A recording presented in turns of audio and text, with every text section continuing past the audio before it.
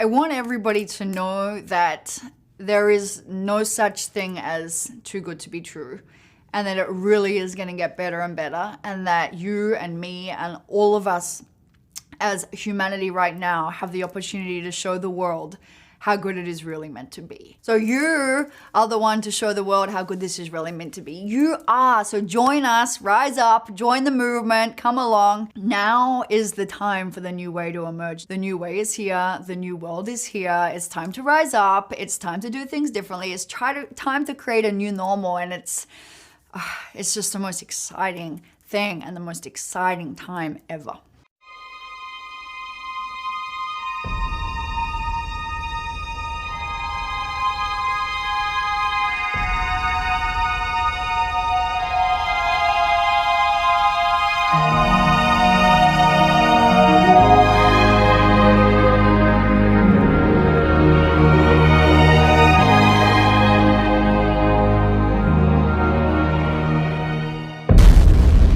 We live in a world of outrageous pain.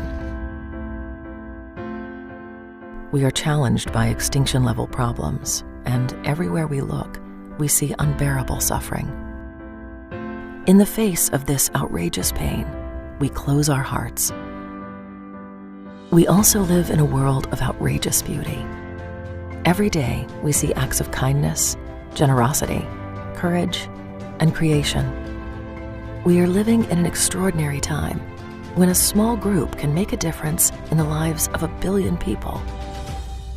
We live in a world of limited resources. We live in a world that there are many challenges and problems. If we don't do something, there's a question about whether the species may survive. Awareness is not enough. Action is required. There's so much energy when there's something bigger than yourself to serve. I really, really believe that every one of us has some sort of special gift to give. You have to find where you fit, where your uniqueness has something to offer that somebody might need. It is what only I can do according to my uniqueness that no one else can do exactly like me. I'll never forget having to make that choice. I can take the safe path, or I can follow the path of my soul. Just by being who we authentically are, it creates ripples in anybody and everybody who comes in our path, and it changes them. Whenever we follow our authentic path, the universe rises to support us in ways that we cannot imagine. When you find your calling and you say yes to it, you're saying yes to the indwelling God. We stand at the tipping point of a new future. The choices you and I make will impact the future of life for the next 1,000 years.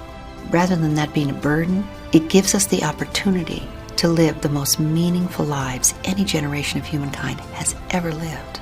We can destroy ourselves, or we can create a whole new world. All around us, people are rising up, taking matters into their own hands, committing acts of outrageous love, and daring to reshape the world. We are creating the future we want, a world that works for everyone. We are evolving the source code of evolution. Now the question is, what will you do?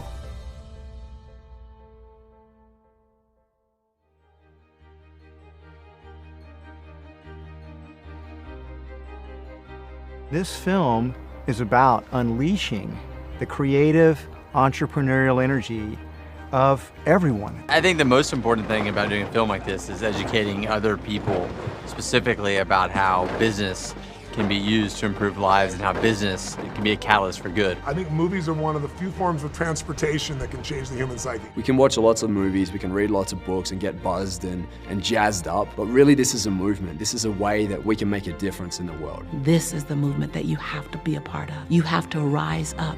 A lot of people don't give themselves permission to be all that they can be. Give yourself permission to do something extraordinary on planet Earth. I kind of truly believe that we all know what's best, but in order to figure that out, we have to pay attention. When you get an idea of your uniqueness, your power, your creativity, and set it free at this time in human history, you'll be a pioneer for that which is possible for the entire human race. So we have to wake up to who we truly are. We have to grow up by dealing with all the blocks that live inside of us that might stop us from bringing that forward. And then we have to show up in expressing that in the world. Because that's when you're best able to change the world.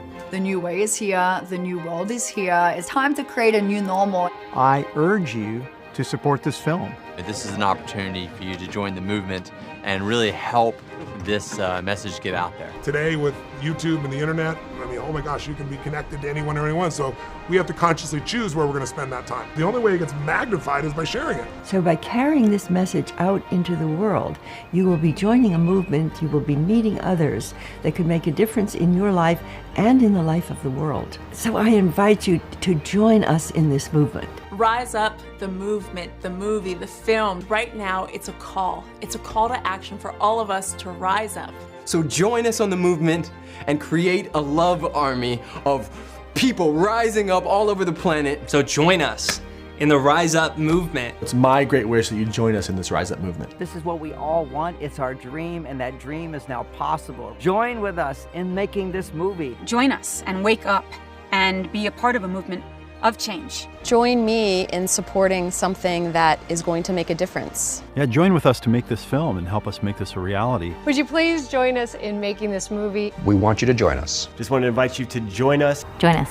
Join us. Join us today. Please join us and rise up. This is your movement, not ours, but yours. We're waiting. Join. Please join us. It's our time now.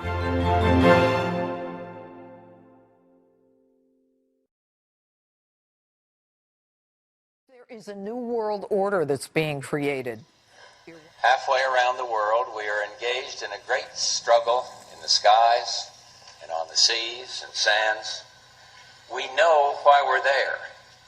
We are Americans, part of something larger than ourselves.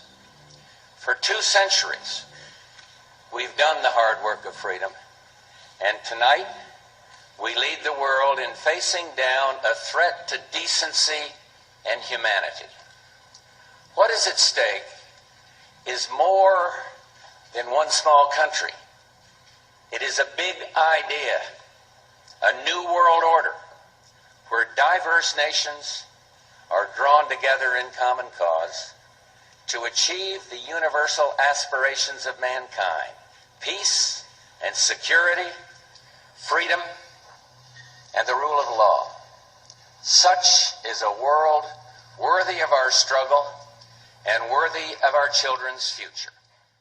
All these new challenges are bringing together about the biggest restructuring we have ever seen, not just of the global economy, but of the global order as a whole. And 200 years ago, a famous British Foreign Secretary said that the new world had been called into existence to redress the balance of the old. In 1990, another old world ended, dominated by the Cold War, and people talked then, in 1990, of a new world order. What they actually meant then was a new political order.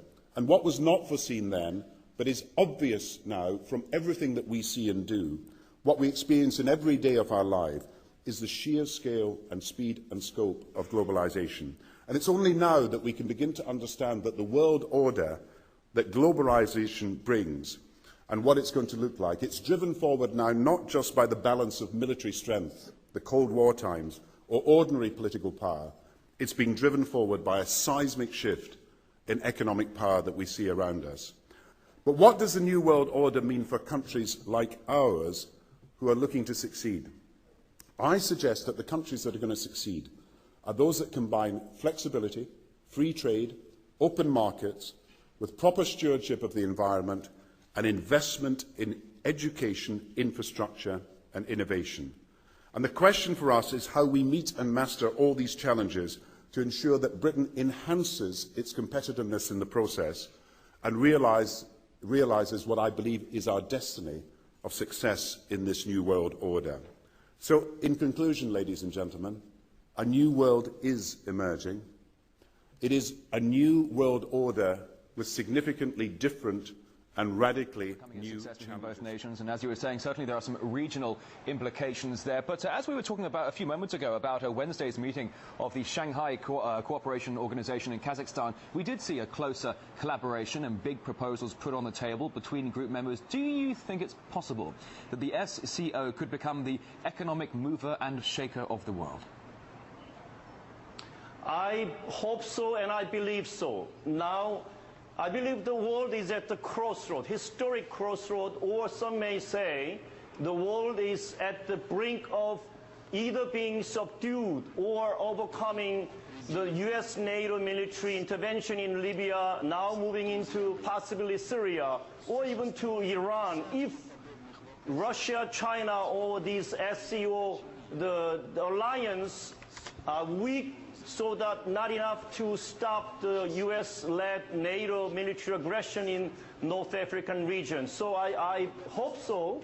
The SCO, Russia, China, Russia leading this new global movement to balance the power in the world so that they can build a new world order where no more unilateral, aggressive, or even colonial methodology being put into a sovereign nation such as Libya. Political scientist Dr. We're standing here on the floor now with former Secretary of State Henry Kissinger, who was here ringing the bell commemorating 30 years of U.S.-China relations, which of course were made possible by the hard work that Secretary Kissinger did while serving under President Nixon. We welcome you, sir. Thank you very much for being with us. Be here. The obvious first question is the situation in Gaza. It's an area of the world you have worked very hard on. What is your view? How serious is this? We have to remember, Israel withdrew from Gaza unconditionally in 2005. And they are reacting to rocket attacks that have been launched out of Gaza. So the problem is, can those rocket attacks be stopped? And then they will have to stop their military operation. It's a complicated situation, but it's one that I believe will be solved, because if peace is to evolve in the Middle East, Israel has to take its responsibilities, but the moderate Arab nations have to take responsibilities for the conduct of Israel's neighbors. Do you believe that this is, some people say that everything will stop a few days before the Obama inauguration, that this is all very politically motivated? Do you think that's true? I think it's a continuing process. The fundamental problem is, can Gaza conduct itself in a way that it is not a military threat to Israel? Then there will have to be a negotiation eventually, and soon, between Israel and the Palestinians about an overall peace settlement. What do you think the most important thing is for Barack Obama? Obviously, you're here to talk about the anniversary for U.S.-China diplomatic relations, but if you had to say this is going to be the country or the conflict or the place that will define the Obama administration, what would it be? The president-elect is coming into office at a moment when there are upheavals in many parts of the world simultaneously. You have India, Pakistan, you have the jihadist movement.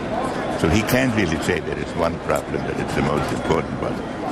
But he can give a new impetus to American foreign policy, partly because the reception of him is so extraordinary around the world.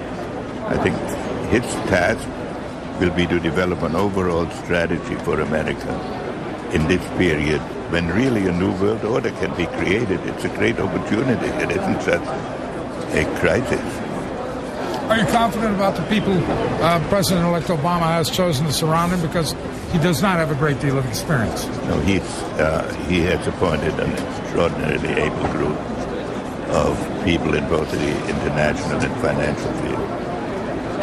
Mr. Secretary, we thank you very much for your time. Dr. Kissinger, thank you.